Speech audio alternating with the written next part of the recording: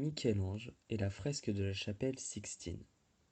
Célèbre peintre italien du XVe et XVIe siècle, Michel-Ange devient un symbole de la Renaissance italienne, notamment avec la fresque de la chapelle Sixtine qu'il a peinte.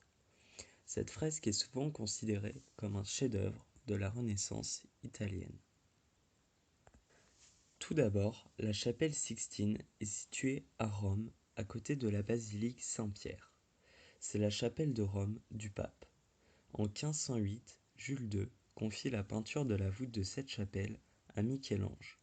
Cette voûte est grandiose.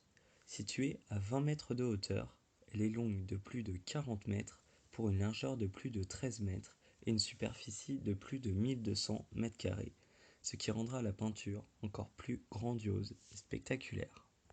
Cela représente donc un immense défi qui ne peut pas être relevé par n'importe quel peintre. Le pape choisit donc Michel-Ange. En effet, en ayant fait ses preuves avec des œuvres comme notamment la Vierge à l'escalier en 1491 ou encore la Pietà en 1499, et étant devenu célèbre après la sculpture de son David commandée par la ville de Florence en 1504, c'est l'artiste idéal. La réalisation de cette fresque fut très difficile pour Michel-Ange. En effet, la voûte étant située en hauteur et étant difficile d'accès, cela créa des conditions difficiles pour le peintre. Michel-Ange choisit pour cette fresque une organisation très particulière.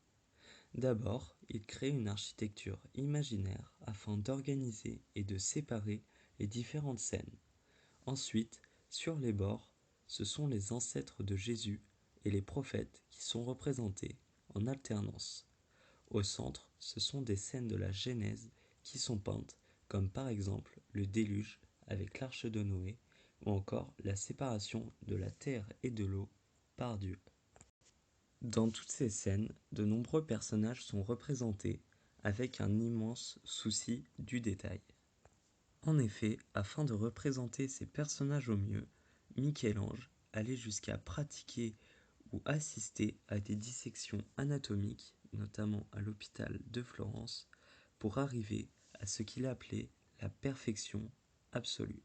Cette fresque est finie en 1512, soit 4 ans après son commencement. Cette fresque est donc l'un des chefs-d'œuvre de la Renaissance italienne. En plus d'être immense, grandiose, dominante et colorée, elle respecte une organisation bien précise, avec des scènes et des dessins très détaillés. Michel-Ange et la fresque de la chapelle Sixtine.